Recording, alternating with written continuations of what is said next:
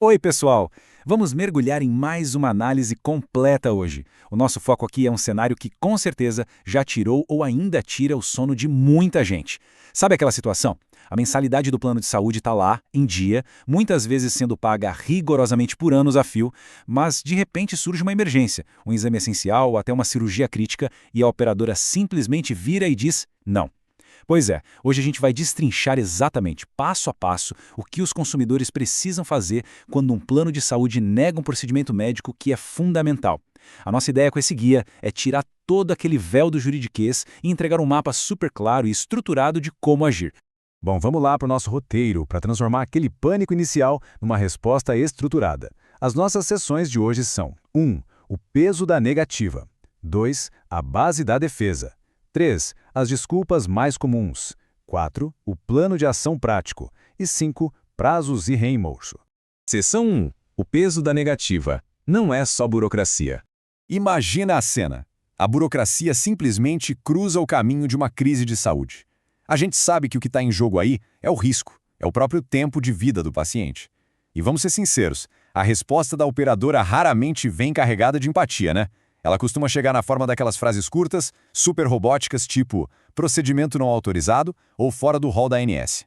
Essas poucas palavrinhas caem como uma bomba, ancorando quem precisa do tratamento numa realidade terrível e inesperada, deixando aquela sensação horrível de que tiraram o chão debaixo dos nossos pés.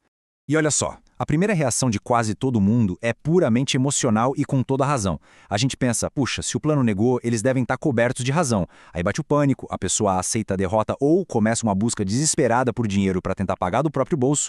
Mas o contraste que a gente precisa criar aqui hoje é o da reação estratégica. Em vez de simplesmente aceitar uma recusa verbal, a gente tem que arregaçar as mangas, reunir provas e demandar explicações por escrito. É literalmente a diferença entre ser vítima de um sistema burocrático ou assumir de vez o controle técnico da situação. Seção 2. A base da defesa. Construindo argumentos. Bom, para bater de frente com esse sistema, a defesa tem que ter um arsenal muito sólido. E acreditem se quiser, o primeiro grande erro começa lá no consultório médico. Um pedido simples, aquele papelzinho que diz apenas "solicito exame X", é um prato cheio para o plano negar a cobertura num caso mais complexo. O que fortalece o nosso lado é um relatório médico detalhado. Como os planos de saúde vão usar argumentos técnicos para negar o atendimento, é absolutamente imperativo contra-atacar com uma documentação médica do mesmo nível, bem robusta, que não deixe margem nenhuma para dúvida. Então o ponto crucial da nossa conversa aqui é o que deve compor esse documento. Um relatório inquestionável tem que trazer o CID, que é a Classificação Internacional de Doenças. Tem que trazer todo o histórico do diagnóstico, com exames anteriores. Precisa apresentar uma justificativa técnica cristalina do porquê aquele procedimento específico é inegociável. Além disso, tem que definir o nível de urgência e, o mais importante de tudo, descrever as consequências devastadoras para a saúde caso aquele procedimento não seja feito. É isso que impede as operadoras de virem com aquelas desculpas genéricas de sempre. O que nos leva a uma questão super importante. Por que essa negativa nunca, jamais deve ser aceita só por telefone ou por uma mensagem vaga de um atendente? Exigir que a recusa seja feita por escrito é a grande virada de chave. Isso força o plano de saúde a sair daquele conforto do anonimato de uma chamada de voz e declarar expressamente qual é a cláusula do contrato ou a regrinha da agência reguladora que eles estão usando para justificar a recusa.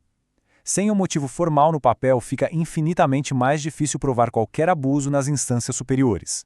Seção 3. As desculpas mais comuns. Argumentos das operadoras. Com todos os documentos na mão, a gente entra na fase de desmontar as desculpas padrão. Sabe aquelas alegações de que o tratamento é experimental?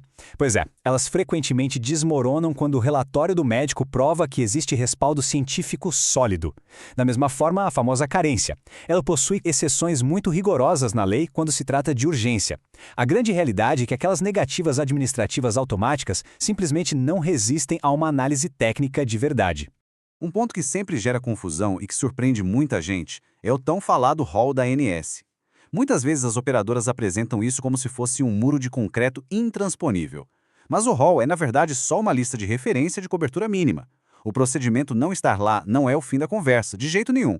A Lei 14.454 confirmou que, havendo evidência científica da eficácia, a cobertura pode sim ser exigida. Ou seja, se tem respaldo médico e faltam alternativas, o plano tem que cobrir. Mas fiquem de olho, porque existe uma outra tática, bem mais silenciosa, a da burocracia infinita.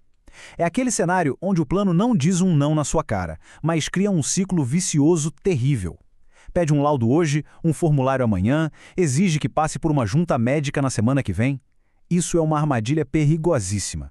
Operadoras não podem usar solicitações intermináveis de documentos como manobra para atrasar o tratamento, principalmente porque a saúde do paciente piora a cada dia que passa nessa espera. Seção 4. O plano de ação. Nosso passo a passo prático. É hora da ação. Pense nesse plano como se fosse uma escada, onde cada degrau que a gente sobe aumenta a pressão em cima do plano de saúde. Passo 1. Exigir a negativa por escrito.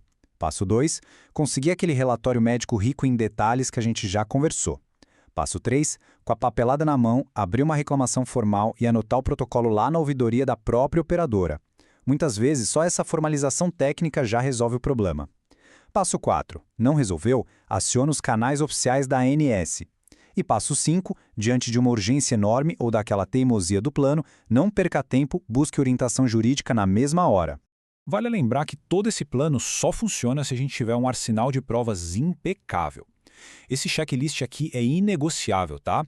Pedido médico, relatórios detalhados, exames antigos, a negativa formalizada por escrito, todos os números de protocolo de atendimento, a cópia do contrato, a carteirinha, os comprovantes de pagamento das mensalidades e até prints das mensagens do aplicativo do WhatsApp. Sem juntar todas essas pecinhas de forma cirúrgica, qualquer disputa, seja administrativa ou na justiça, vai nascer fraca e com grandes chances de dar errado. Agora, com as provas todas organizadinhas, a gente abre as portas para instrumentos jurídicos muito poderosos, como a famosa liminar. A liminar nada mais é do que um pedido urgente feito a um juiz para obrigar a operadora a autorizar o procedimento de imediato, bem antes do processo inteiro acabar. Só que tem um detalhe, a liminar não é automática. Para o juiz conceder isso, ele precisa enxergar duas coisas super claras, a urgência imediata de saúde e a probabilidade de que a pessoa tenha razão no direito dela. E a gente só prova isso com aquela documentação impecável do passo anterior. Seção 5. Prazos, urgências e reembolso. Entrando num dos fatores mais críticos de todos, é vital que a gente entenda que uma negativa clara, escancarada e uma demora injustificada têm pesos legais muito parecidos. Sabe aquelas táticas de ficar adiando sem fim, mantendo o pedido da pessoa eternamente com status de em análise? Isso é uma violação gravíssima dos prazos máximos estipulados pela ANS. Um atraso sem uma justificativa plausível é tão passível de processo na justiça quanto um não explícito, especialmente quando a vida e a integridade de alguém estão em jogo. E aí, se bater aquele desespero total e a pessoa decidir pagar a cirurgia ou o tratamento do próprio bolso, o reembolso lá na frente é 100% garantido? A resposta rápida é não automaticamente. Esse dinheiro de volta depende de regras muito estritas lá do STJ. É preciso provar por A mais B que a negativa do plano foi indevida, que existia uma urgência inadiável ou que simplesmente não tinha nenhum prestador na rede credenciada para fazer aquilo. É por isso que buscar uma orientação legal antes de assumir custos gigantescos por conta própria é sempre a escolha mais segura. A gente vai chegando ao final da nossa explicação e é preciso ressaltar uma verdade incontestável.